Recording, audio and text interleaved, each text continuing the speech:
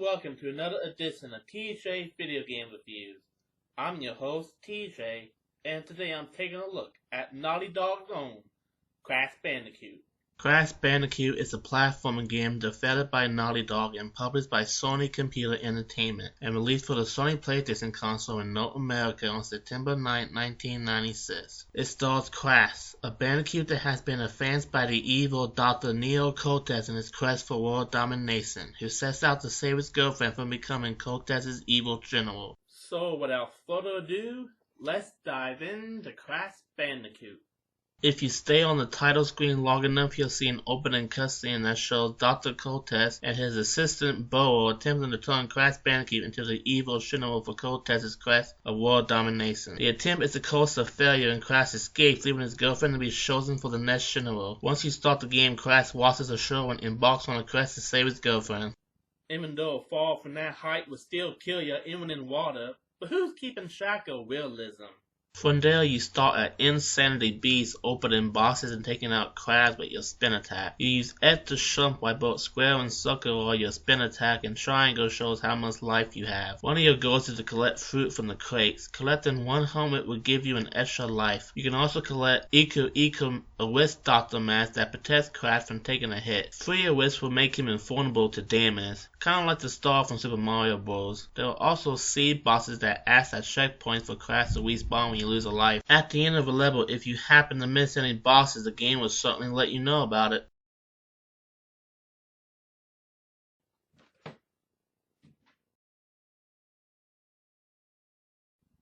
Oh come on, who cares if I miss a few bosses? Apparently the game does, because you manage to go through a stage without losing a life and collecting all the bosses. Crash collects a shim that would come in handy later in getting 100% in the game. The second stage is called Stronger Waters, where you have to get past these rolling stones to advance. It's also the first level where you can unlock the bonus stage that allows you to save or get a password for that particular level. Sadly, it's impossible to save unless you complete the bonus round, and they aren't in every stage in the game, meaning if you pass a stage that doesn't have them, but get a game over or quit, going back would take you back to the last level where the bonus stage were played. Why can't they just have it where you save at the each level? Why would they do that? Then again, they fixed this problem in future titles, so I can't be too hard on it.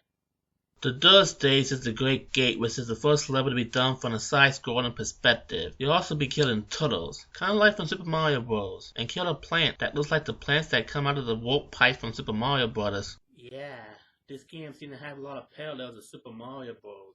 You're breaking bosses for items, you can become invulnerable, and you're fighting similar enemies. Yeah, the cast is more like Sonic the Hedgehog, that you're playing as an enhanced animal rescuing another enhanced animal. And your nemesis is an evil doctor experimenting on animals like Dr. Robotnik from Sonic. But your girlfriend has long blonde hair and might have started the furry movement, but she's a damsel in distress much like Princess Peach. You even have a spin attack and a jump attack like in Sonic. What could this mean? Mario plus Sonic equal Crash Bandicoot? Crash Bandicoot is the love child of Mario and Sonic? Oh my Lanta! Okay, I spent enough time on this. Back to the game. The fourth stage introduces one of the first staples of the series, the boulders. For the majority of this stage, you're being chased by a giant boulder that wants to smash you, so you have to run and avoid obstacles as fast as you can. This setup will also reappear in Crash Bandicoot 2, Cortez Strikes Back. After that is Upstream, a water level that will return later in the game and also become another staple in the series, returning in a sequel. Here you have to avoid drowning in the water as you progress further into the level. Then you have your first boss fight in Papu Papu. He's easy enough. Just avoid his staffing and jump on the back of his head. You'll be fine. From there onward you have the second Rolling Stone style stage. And after that, another staple of the series, Hog Wild, where you ride a hog for the rest of the stage, avoiding obstacles and making long jumps. This style level will also return in the second Crash Bandicoot, so all around you have levels that will become staples of the series and return in future games. Furthermore, look at Crash's face before he gets on that hog. That's just creepy. I feel bad for that hog. By this point, you reach the end of the first of 3 islands in Native Fortress, and this is where the game starts to get harder. Watch out for monkeys! Get over there! No! Oh no. Don't fall off the— dang it! You piece of garbage. Toasty! I'm only on the first island. I'm only on the first island. If by some miracle you manage to get past that stage, you'll make it to island number 2 and come across the second water stage. Then up the creek you'll come face to face with the second boss battle, Whipperoo. He's somewhat more challenging than the first, only this time you have to set off TNT crates and hope he jumps on the platform to get caught up in the explosion. The Lost City is another side-scrolling level with water. Enemies that look like they have spikes on their backs so you don't think to jump on them at first, and flying bats, as well as pieces of wall that puts you out into the water below because apparently Crash can't swim. Why can't he swim? He lives on an island. Then later on in that same level are the platform that slides in and out of the wall, and you have to have perfect timing to make it to the next platform or you're falling down a long way. And if you thought those last couple of stages were hard, wait until you get to the Road to Nowhere. You're going across a broken bridge avoiding animals and trying to jump on one layer of bridge. It's nearly impossible to get through, and that's not the only level like it you'll have to reach. No, they have 2 stages like it in the whole game. Why would they do that? Do they enjoy torturing their player base? Why can't a game just be fun? But there is actually a stage so hard the developers chose to hide it from the game. Stormy Ascent. Since the only way to access it is through GameShark and I don't have that, all I can say is from Wikipedia. Apparently the level was the hardest level in the game and 4 times longer, but the developer didn't have time to make it easier and knew that removing it was too risky, so they opted to hide it within the game disc itself. If you want to torture yourself even further, then I suggest unlocking that level and having a blast. I think I'd rather set my cross on fire personally. If you can somehow get past Road to Nowhere, you'll make it to the second border stage of the game, which I actually found to be easier than the stage that came before it. Then there's Sunset Fisa, another side-scrolling level with moving walls and bats. After that is your third boss fight with Kola Khan, not to be confused with either King or Donkey Kong. Alright, we're on the last island now, just a few more stages to go. Getting closer to Cortex means a bit more robotic scenery like heavy machinery or the lab. Then you face a Godfather-inspired boss and Pinstripe. Go across the second broken bridge and pray to God it's the last time. Try to climb in the rain. I hope there's no lightning. Go wandering around in the dark.